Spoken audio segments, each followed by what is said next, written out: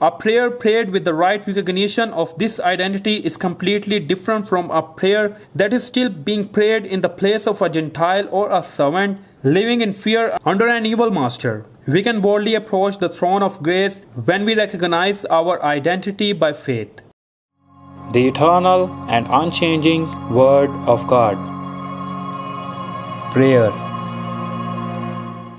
The Bible that transcends time, Walking with God, Part 1, Prayer 3. Who can pray?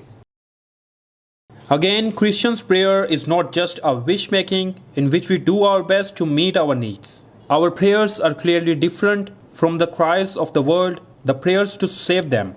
Before we pray, we need to properly know our own biblical identity as the praying subject. God's children.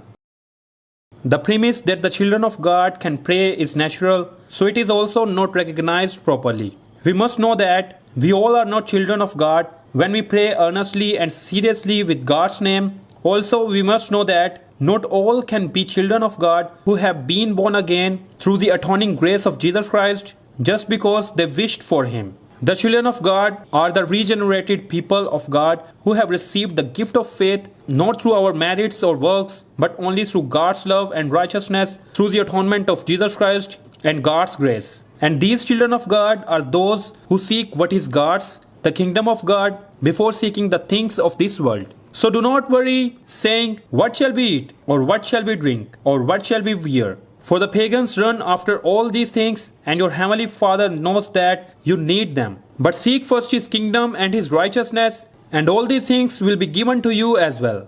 As such, we are children of God who have God as our Father, so it is right to seek what is God's. No matter how many prayers we pray with the utmost sincerity, if we only raise petitions for the fulfillment of our wishes, rather than seeking God's things, God's kingdom, then we don't care about who we are or who the God who hears our prayer is, as we just pray that our wishes will come true. Therefore, we must know who we are before we can focus on what we pray for. This is very important. This is because our prayers will become forced and meaningless if we do not proceed with knowing the spiritual status of those who pray with God as their Father, the complete awareness of God who receives prayers, and the discernment of the contents of our prayers. If we simply pray with the utmost sincerity in the style of forcibly pushing while ignorant of our spiritual standing in prayer, ignorant of God and ignorant of God's will, then a special early morning prayer or decree prayer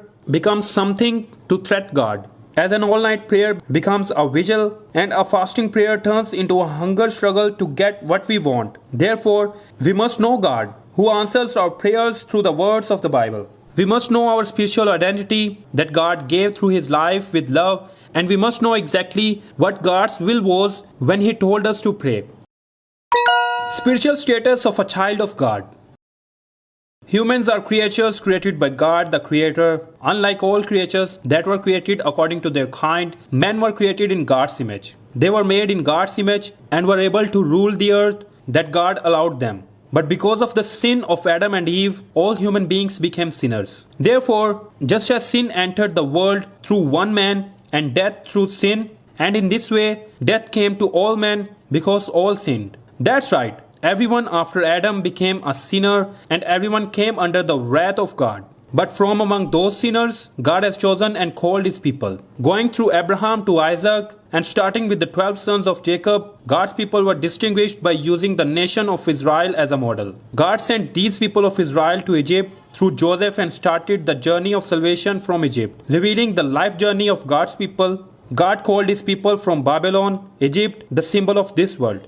Leave Babylon, flee from the Babylonians, announce this with shouts of joy and proclaim it. Send it out to the ends of the earth, say, "The Lord has redeemed His servant Jacob." That is why God sent Moses to the people of Israel in Egypt and called them my people. The Lord said, "I have indeed seen the misery of my people in Egypt. I have heard them crying out because of their slave drivers, and I am concerned about their sufferings. So I have come down to rescue them from the hand of the Egyptians and to bring them up out of that land into a good and spacious land, a land flowing with milk and honey, the home of the Canaanites, Hittites, Amorites, Perizzites, Hivites, and Jebusites." That's right, from among all humans who all and completely became sinners, because of the sin of the first man Adam, God called a certain group of people my people. That is the model of the Old Testament of the nation of Israel, and now it is the spiritual Israel, the church, who has become God's people through Jesus Christ. And God first called the people He called servant of God. For the Israelites belong to me as servants. They are my servants, whom I brought out of Egypt. I am the Lord your God. When God has called us to be servants, He is not saying that He wants us to be like the servants of the world for Him, but is speaking of our spiritual belonging. Even if it is the same servants, the servant becomes completely different depending on who the master is. The position and authority of the servants of ordinary people and the servants of the king are different. The servants of the wicked and the servants of the good are completely different. How would the servants of the Creator and Almighty God be? A servant of God is no longer of this world, but of God. Therefore, those who are called to be God's people and to be God's servants live a life of walking with God. So Apostle Paul also declared himself a servant of Jesus Christ, and Apostle Peter is proclaiming, "Live as free men, but do not use your freedom as a cover-up for evil. Live as servants of God."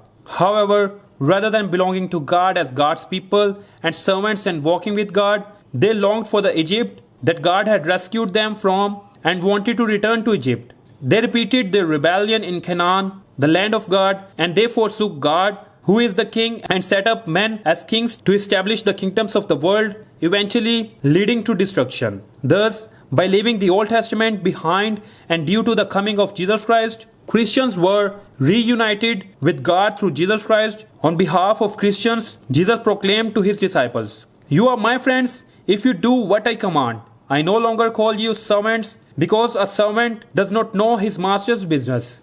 Instead, I have called you friends, for everything that I learned from my Father I have made known to you." And Apostle Paul proclaimed, "For you did not receive a spirit that makes you a slave again to fear, but you received the spirit of sonship, and by Him we cry, Abba, Father."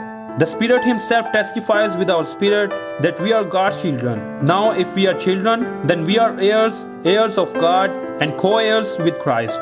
If indeed we share in His sufferings, in order that we may also share in His glory. Speaking of the depth and value of that union. That's right, the Bible proclaims that the spiritual status of Christians now is God's people, servants, and also adopted children through Jesus Christ, and because they have become one with God through Jesus Christ, and they can call God Father. The Christian's spiritual status to pray not to pagan gods of the world, but to God the Creator, the God who became our Father and made us children, is such a marvelous thing. In Him and through faith in Him, we may approach God with freedom and confidence. The Bible that transcends time prayer series will continue with To Whom We Should Pray.